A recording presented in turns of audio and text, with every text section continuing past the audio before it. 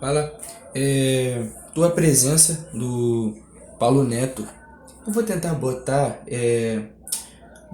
o som, que eu tô usando meu telefone para ver a partitura e sair o som. Só que eu tô usando outro telefone para gravar, então eu não tô com uma caixa de som, entendeu? Então não tem como eu botar o som pra sair e o som sair, tá ligado? Então eu decidi tirar o fone, tô sem fone, deixa eu tirar ele aqui. Então eu decidi tirar o fone e deixar a música aí rolar e eu vou tocar. Vamos ver como vai ser. Se for bom, vai ser sem som. Se não for, infelizmente, vai ter que ser sem som.